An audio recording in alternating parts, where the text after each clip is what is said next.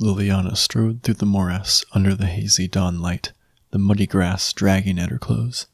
Ahead, a scatter of ravens took flight, bursting out of the shadows cloaking a dead tree. Furious, she shouted, "I know you're here! Face me, damn you!" She had been searching the marsh since dawn. It was full of foul, distorted creatures created by the Cabal's spells, but each one who crossed her path learned who the real threat was. The Raven Man had to be here, had to know how Belzenlock had managed to turn Josu into his lich. She had thought of nothing else last night, when the innkeeper had half-carried a semi-conscious Gideon back to their room, and she had used the herb she had collected to heal his wounds. She had meant to do this for Josu all those years ago, to make him whole, to save her brother's life. It was easy to see now that she had been single-minded and selfish about it, ignoring warnings, rushing as if minutes were meaningful, wanting only to succeed where others had failed, and make herself the hero of her family. But it was a teenager's selfishness, a childish self-absorption. It didn't deserve this. Josu didn't deserve this. And while she had been working her healing on Gideon, she had been irrationally terrified it would happen again, that she would somehow kill or transform her only ally. But she had left him in the inn still recovering, whole and sleeping deeply. She had to find the Raven Man. She had to find answers. Above the trees ahead, ravens wheeled in the air, then dove to spiral into a dark whirlwind just above the ground. The rapid flap of their wings coalesced into a black mass, as if they had all joined together into one creature. Out of that mass stepped the Raven Man. He looked the same as the last time she had seen him, a tall, pale figure dressed in black, with hair white as bone and eyes of piercing gold. He had followed her across plains, making a pretense of wanting to help her, though she had no idea what his real motive was. She demanded, "Did you do this? Did you tell Belzenlock how my brother died? How did Belzenlock raise him again?" "You already know the answers to these questions, Lily," he said, his calm infuriating. "It's because of you." She stalked forward. There were ravens everywhere, perched on every rock or stump or rotted tree limb. They watched the confrontation silently, unmoving. She had never known what the Raven Man was, or why he was so determined to interfere in her life. He could be anything from a powerful planeswalker to an elder dragon in human form. "You did this. Fix it. Lay Josu to rest." "It can't be done." His golden eyes regarded her calmly, as if her pain was amusing. "If you miss your brother so much, you should have agreed to follow me." Liliana's anger gathered in her chest, and at her side the Onake spirits in the chain veil whispered. She rasped out, "For what purpose? What do you want of me?" He didn't answer, watching her thoughtfully while the damp wind stirred the bird's feathers. "Why stalk me from plane to plane? Why trick me into making my own brother undead, when all I wanted was to help?" She felt her voice climb higher, as if it was about to break, and stopped. She took a breath. She wasn't vulnerable with emotion. She was raging with the desire to tear this creature apart, whatever he was. But she couldn't afford to show any sign that might be interpreted as weakness. He said, "I think you know why." The words fell into the silence of the marsh. Liliana didn't want to answer, couldn't answer. Did she know? She asked, "Were you trying to ignite my spark? Why did you want me to become a planeswalker?" The ravens around him took flight, and Liliana lunged forward. "Oh no, don't you!" Before she could lift a hand, the bird swirled into motion, and he and every raven in sight abruptly vanished. Liliana swore in thwarted fury. Useless! She paced hard, sending snakes and the foul little creatures of the morass fleeing in terror. How could she help Josu? It wasn't just Belzenlock using her brother as a servant that rankled every bone in her body. It was her own healing work that went so terribly wrong all those years ago. The Raven Man had manipulated her, tricked her into performing the work, yes, but she was the one who had done it, the one who had turned Josu into a mindless, undead remnant.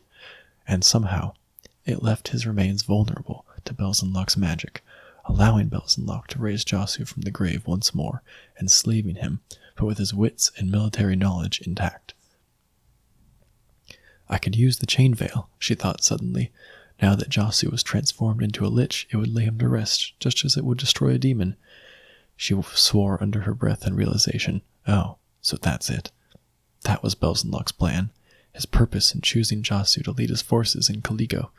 He knew if Liliana used the chain veil to unmake Josu, it would leave her so weak she wouldn't be able to use it to destroy Belzenlok. Her lips curled in contempt. Belzenlok's overconfidence was just as misplaced as hers had been that long-ago day when Josu had died, when she had killed him. She would use the chain veil to unmake her brother. I am Liliana Vess, she thought. If there's a way to kill Belzenlok without the chain veil, I can find it. But first, she had to get Josu back to Vess Manor, back to the spot where he had been made undead in the first place. Only there would the spell of unmaking work. Only there could she lay him to rest. The morning sun was breaking over the patched roofs of the town when she reached the inn again. Townspeople were out in the plaza, some keeping watch while others shoveled out the burned market stalls. As she passed, they nodded to her respectfully, and a few of the younger ones waved. She stared, nonplussed, and strode past them into the inn. She found Gideon awake and in the inn's garden court amid herb and vegetable beds. He was slowly moving through attack forms with a borrowed sword, clearly testing her work on his shoulder. She stopped in front of him, braced for a confrontation, her face set in a sneer, a cutting rejoinder ready. Gideon sheathed the sword and faced her. He said mildly, "News?" "What?" she frowned. Gideon's brow quirked. "The innkeeper said you'd gone out before dawn. I thought you were scouting out Belzenlok's forces." She made an impatient gesture.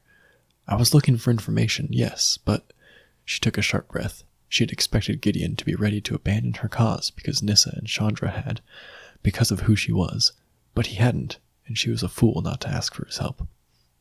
Walking back through the morass, she had tried to think of a way to explain what she needed, without telling him the truth, but every story she had come up with was more ridiculous than the last.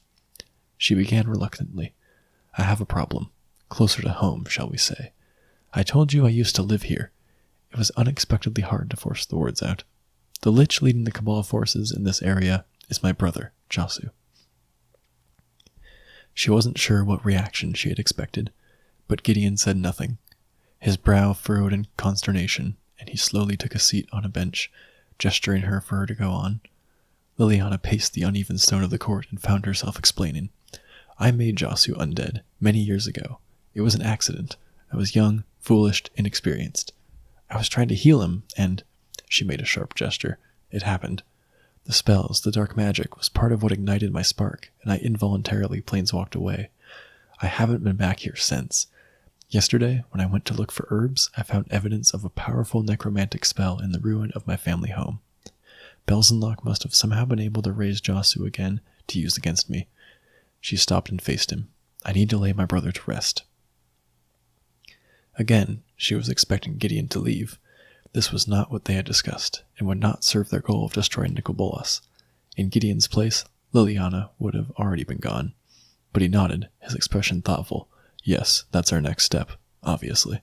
"Obviously?" she said, startled. "Belzenlok is using the Cabal to threaten all of Dominaria. If we can unmake Josu, not only will your brother be free, but the Cabal will lose his leadership in Caligo Morass. This will give the Benelish forces a chance to regroup and force Belzenlok and the Cabal off Arona." Gideon glanced up at her and smiled grimly. "It's a good start." Braced to argue, to make her case, she was left flailing by his agreement. She paced away, trying to get her thoughts together, and remembered she hadn't told him the worst part yet. "I'll need the chain veil to unmake Josu. After that, I won't have the strength to use it against Belzenlok." Gideon considered that for a moment. "That can't be helped. We'll have to think of another way to destroy Belzenlok." He shrugged a little. Nothing about this was ever going to be simple or easy. We both knew that. Liliana pressed her lips together. It was stupid to feel an annoying ripple of emotion. Gideon was being practical. She was just lucky that they temporarily shared the same goal. She said, "I'll need to get Josu back to Vess Manor to unmake him, but I'm not sure how. He's leading the Cabal forces, surrounded by them." Gideon pushed to his feet. "For that, I think I know exactly what we need to do." Gideon led the way into the marsh, using the directions he had gotten from the innkeeper and the other leaders of the town's defenses. As they followed the barely discernible path between stagnant pools and the heaped remains of rotting trees, he told Liliana, "Josu and the Cabal defeated a large Benelish force not far from here just a few days ago. Some of their wounded are still being sheltered in the town, and others have gone to ground in small groups all over this area. If we rally them and make Vess Manor our staging ground, Josu will have to come attack us there. Your optimism is boundless, Liliana said, a tinge of mockery in her voice. I can tell you're upset, he told her. You're not putting much effort into your insults. I'm not upset, Liliana snapped. I'm plotting. Why should these people listen to us? Well, that's my job, Gideon said. Ahead stood a perfectly round stone platform, surrounded by tall grass. Near it, 3 smooth columns, each a good 60 feet high, formed a half-circle. It was the remains of an ancient ruin, a place that had once been surrounded by heavy forest, but was now exposed and partially sunken into the marshy ground. Dying vines clung to the upper portions, but like the other ancient structures Gideon had seen here, the stone was unstained and unweathered. Perched on the center column was the person Gideon had come to see. It was an angel, with skin like burnished bronze and hair a dark cloud. Her wings were half extended, the brilliant white feathers shading down to dark gray at the tips. She wore plate armor over chainmail, and the sword that lay at her feet was nearly as tall as Gideon. He called up to her. Will you speak with us? Geralt, innkeeper of the town of Ves, sent us here to find you. For a moment, he thought she wouldn't answer.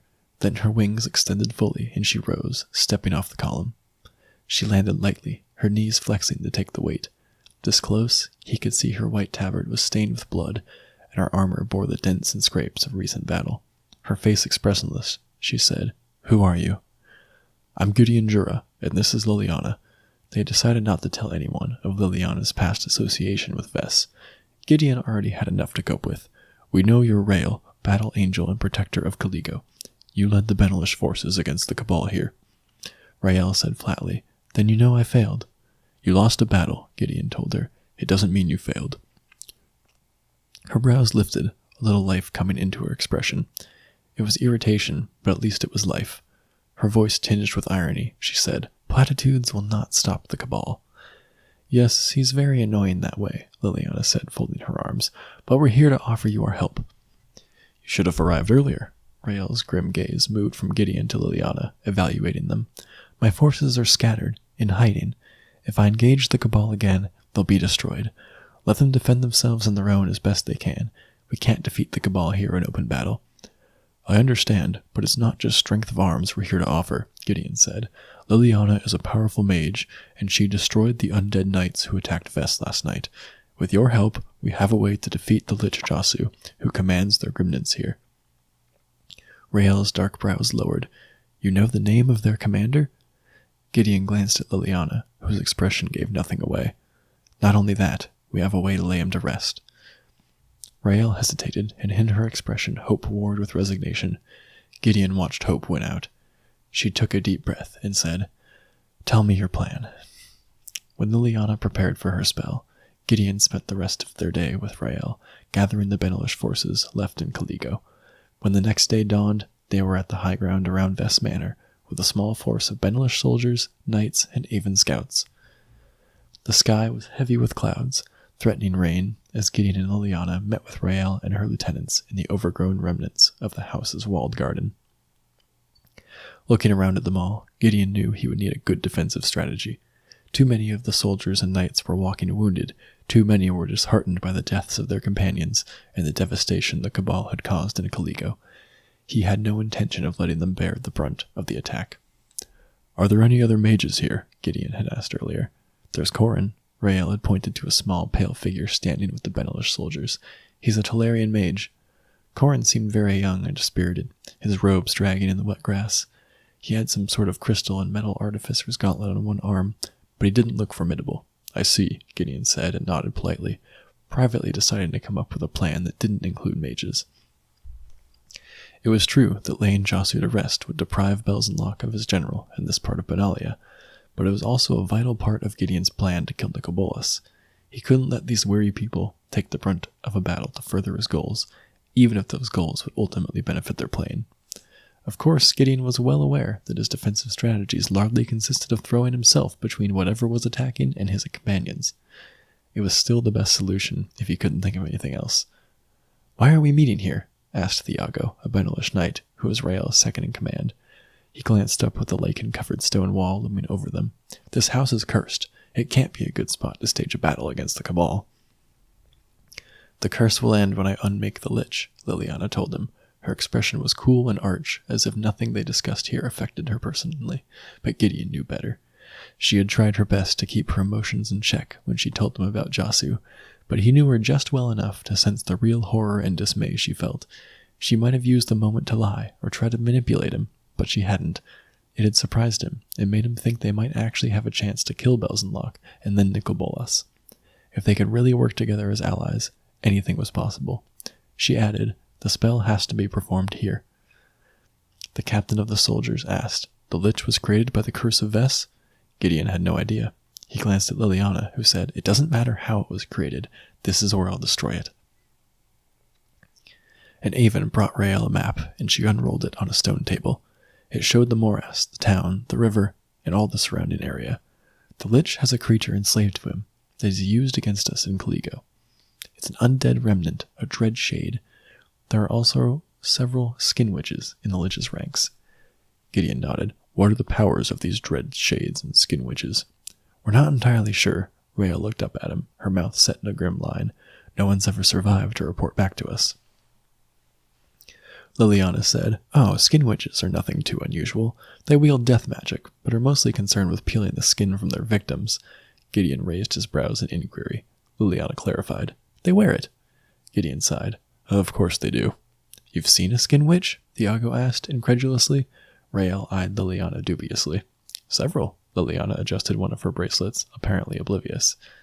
Gideon prompted, "And dread shades?" Liliana said, "Now those are more interesting. They can change size, so they're not only capable of becoming extremely large, they can also shrink down small enough to crawl inside a corpse and animate it." She waggled her fingers, "Rather like a puppet." Gideon kept his expression neutral, as the others stared at Liliana, baffled by how she had come by this information. She glanced around at them and said, her voice dry, "I know things."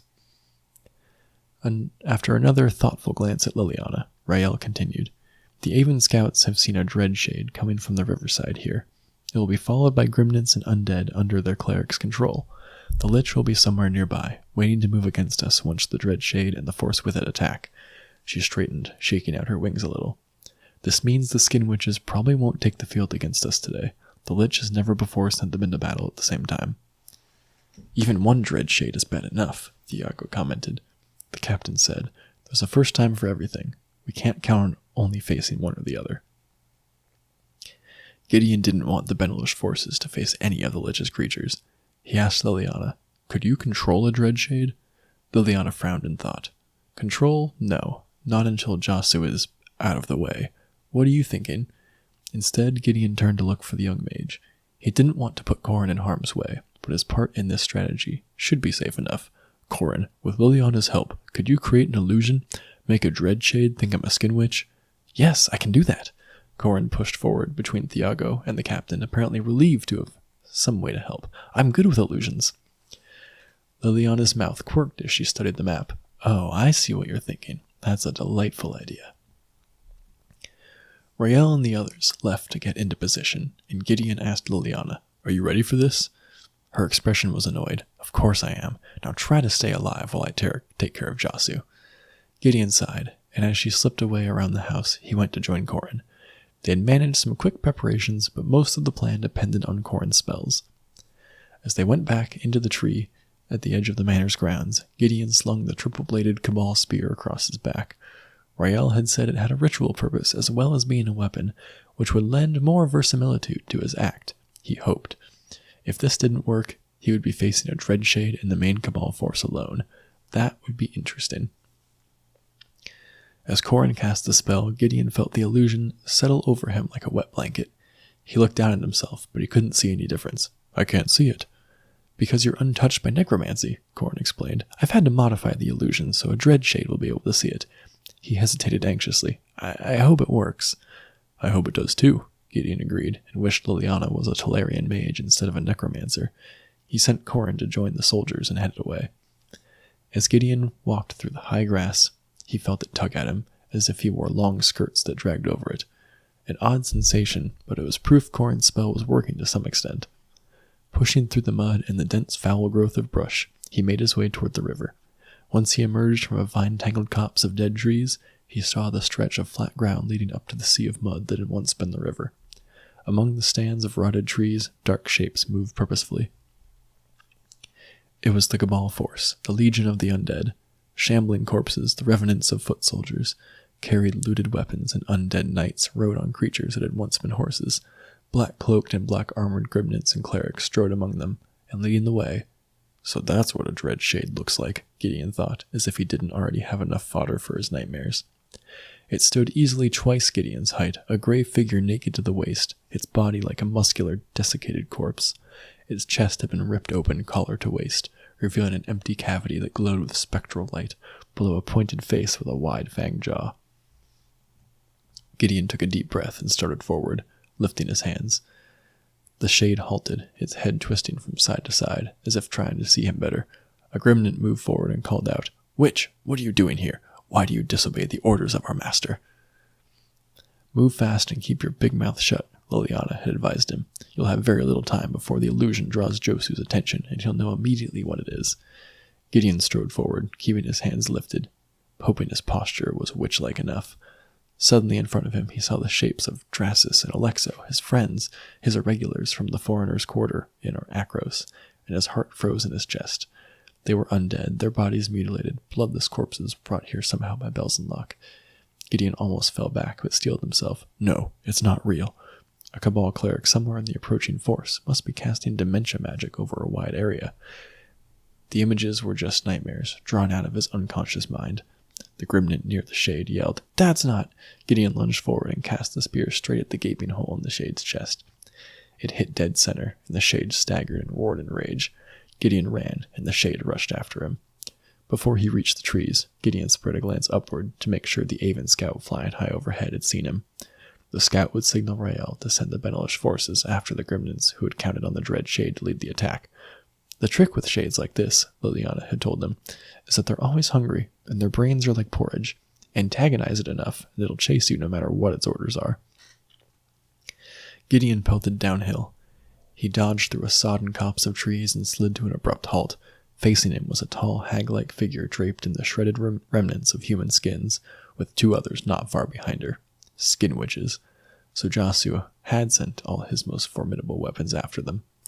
Gideon's first thought was that he should dodge away and let the dread shade encounter the skin witches, thinking one of them had attacked it. Then he saw the faces of the skins tied around the closest witch's neck.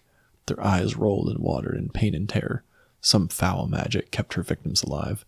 So Gideon went with his second thought, and as she lifted her hands to cast a spell, he drew his sword and lunged. The witch blew out a breath, and a cloud of dark poisonous air flowed toward Gideon. Reacting instinctively, he used his shield spell, the Eternal Aegis, and the poisonous air flowed around it, harmless. The first stroke of his sword took her head off.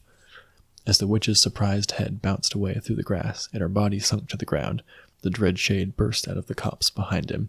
It leapt on the first skin witch it saw, snatching her off the ground and clasping her to the hole in its chest. The witch convulsed, her body jerking as it shrunk and crumpled. The dread shade was drinking the life force out of her. The last witch screamed in fury and threw another toxic cloud at Gideon. He used his shield spell again and stabbed her through the stomach, ripping his sword downward to gut her as she flung more spells. As she fell to the ground, Gideon felt the illusion around him vanish. He swung around to face the dread shade. "I hope Corin's not dead," he thought. The young mage must have been incapacitated for the illusion spell to break like that. The dread shade stared at Gideon in incomprehension, then roared.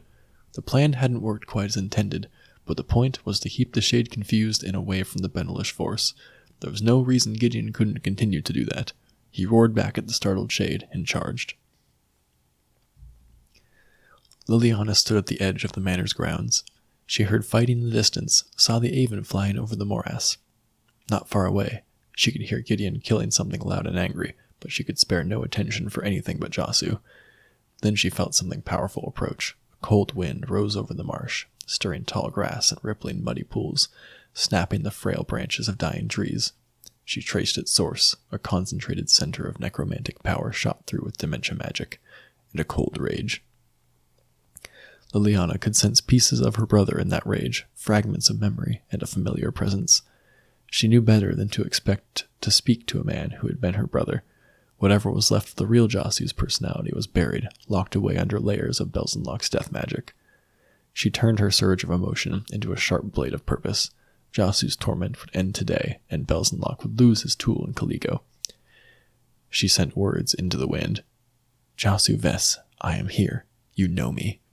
Jasu's attention snapped to her, pinpointing her location. Anger and disbelief thrilled through their connection. His answer came to her. This is a trick. She let the wind hear her laughter. Surely you know your own sister. A roar of psychic rage reached her, and she turned away, walking over the wet earth toward the manor. She stopped just before the steps up to the main hall and looked back. Jasu had moved out of the shadows of the trees. As he strode forward, she could see nothing of his face. The magic that had transformed him from a mindless, undead remnant in Belzenlock's Lich General had covered his shape with dark metal armor. Sharp spikes stood up from his shoulders and back, and the heavy helm concealed his features. He stopped in the center of the grassy mound that had been the house's forecourt. So it is you, sister. She answered. I wish I could recognize you as easily, brother. Your master has changed you. It was you who changed me. The rage colored his tone and perversely made him sound more like himself, though the Jasu she remembered had never been truly angry with her. You did this to me. She was right. Her corrupted healing spell had somehow allowed Belzenlock to raise him. You know I only wanted to help you. I was tricked. My magic. She stopped herself. It was a trap, to talk to him in this form. They couldn't truly speak until she freed him from this curse. She took the first step up toward the main hall. He surged after her, and she ran up the steps, across the floor to the spot where Belzenlock had performed his spell. She turned, and Jasu was nearly on top of her, looming over her, his warhammer lifted. She gripped the chain veil. The Onake, bound into the chain veil, whispered in her mind as she drew on raw power. She was vaguely conscious of the undead all over the morass dropping like stones as the veil drew off the necromantic power that animated them. The lines on her body began to burn, but she could see Jasu clearly now, a smaller figure buried in the encasing armor, the man he had been before her spells had destroyed his life, before Belzenlock had transformed him. His dark hair and pale skin, features so much like her own. That's impossible, she realized. He was using dementia magic on her, clouding her vision. She had to act now. The power of the Onake and the chain veil flowed through her like a blast of fire. It was gone in an instant, taking her strength with it. She stumbled, her body suddenly as weak as an unstrung puppet. She wanted to drop to the ground, but crumpled before her on the paving stones was the decomposing corpse of her brother. He looked up at her with empty eyes. Wan gray daylight let her see the bones through the gaps in his desiccated skin. Dazed, she looked up, realizing the entire top half of the main hall was gone.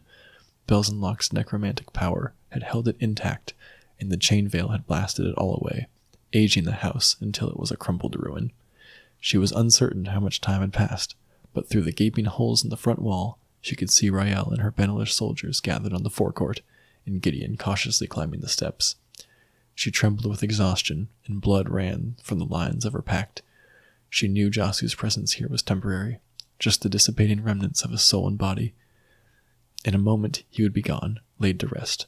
Not sure if he could hear her or not, she said, Jasu, it's all right. It's over. The curse of the House of Ves is ended. But his bony jaw dropped open, and he rasped, It cannot end, Liliana. Not while you still live. The raw hatred in his voice shocked her. What do you mean? What was left of his lips formed a sneer. You destroyed the House of Ves, Liliana. She shook her head. He must be confused, his memory affected by Belzenlock's spells. Jasu, I wasn't here. Of course you weren't. Jasu's voice strengthened even as his body failed. What do you think happened after you left? They died. All of them. Father tried to lay me to rest. I killed him myself. Mother took our sisters away, searching for a cure for me, and searching for you. She thought you lived, thought you'd been stolen away. She followed a rumor of magic that could save me, and the journey killed her. Others took up the burden, our sisters, our cousins, trying to stop me, to destroy me. All of them died. He was fading now, fragments of his body disappearing into wind-blown dust. You killed me. You killed them. It is you, Liliana.